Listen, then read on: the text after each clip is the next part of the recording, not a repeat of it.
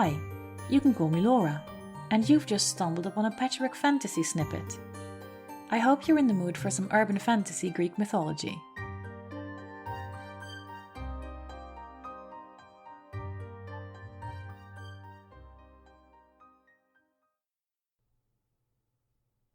To be perfectly honest, the lawyer doesn't quite remember how she got here. Well, not here. This is her office. She's supposed to be here. But here in front of these two people. They certainly didn't make an appointment. She's not even sure if she let them in. They're just sort of here now. So, she tries, attempting to claw back some composure through sheer, stubborn professionalism. What is it I could help you with, Mr. and Ms. Her voice trails off uselessly when she meets her client's expectant eyes again. Hades, the man says.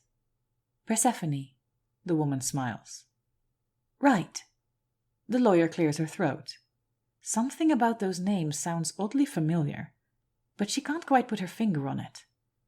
How can I be of service? We need to get out of our prenup. The lawyer blinks at the woman named Persephone. There is something mesmerizingly intimidating about the green of her eyes. You need to get out of your prenup. Yes, she nods. And you both want that? Absolutely. Mr. Hades' face expresses nothing but agreement, and the lawyer is very certain he would be more than capable of showing it if it were otherwise. Well, it's always pleasant to have an amicable split, she says kindly. And how? We don't want to split up, Miss Persephone hastily interrupts. Never! That's exactly why we're here, Mr. Hades adds. The lawyer looks from one to the other. You do realize I am a divorce lawyer, right? Of course, Mr. Hades says calmly, which is why you should know how to get us out of this. He reaches into his jacket and takes out a document that is nowhere near long enough to be even a standard prenuptial agreement. The lawyer takes it anyway, glancing at it uncertainly. It doesn't even seem to be real paper. Somewhere at the edge of her high school memory, the word papyrus dislodges itself in her brain. This was drafted by our families, Persephone supplies helpfully. We've agreed to the terms for ages, but frankly, we're rather sick of it. Looking at the document, the lawyer cannot blame her. Not even all her years of studying legal text have been able to prepare her for this piece of writing. Some of the words seem to flicker before the lawyer's eyes, as if her brain simply refuses to accept them. The names, she knows they are names because they are in places where names ought to be, are practically illegible. And the rest of it just makes no sense. Not really. The words are there and they string into sentences, but none of it fits. Time spent in Hades, time spent on Olympus, pomegranates, spring. With a dull headache beginning just behind her eyes, the lawyer looks up again. So she hasn't got a clue what this is about. Big deal. Half of the law is incomprehensible. You don't need to know all the rules. Not in her line of work. What you need to know is how to find the gaps. Let me see if I have understood the situation, she begins, knowing full well that there was no way she understood it fully.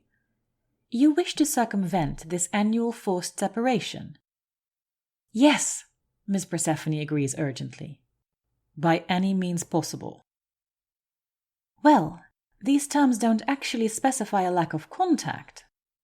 She pushes the paper back towards Mr. Hades, trying not to look at the headache-inducing words again. It only stipulates the required residence of Miss Persephone. She nods towards his wife. And it places no restrictions on your movement whatsoever. The couple blinks at her. What are you suggesting? The lawyer smiles. That is more like it. The clients are supposed to be the ones slightly out of their depth.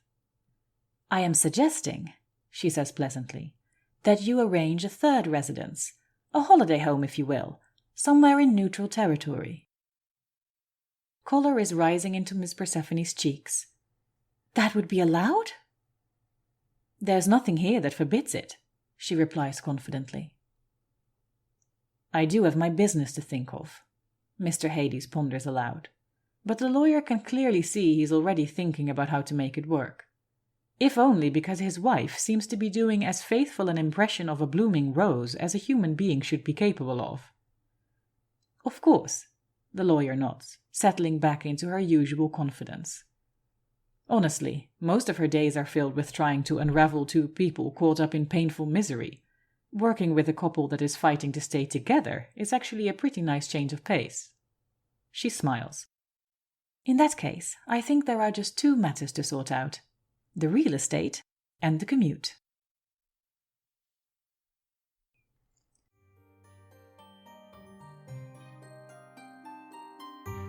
Thank you for listening. I hope you liked this Patchwork Fantasy Snippet. I thought we could all use some extra joy just about now. If you'd like more content of this kind, I post a lot of this kind of stuff on my Tumblr, laurasimonsdaughter.tumblr.com.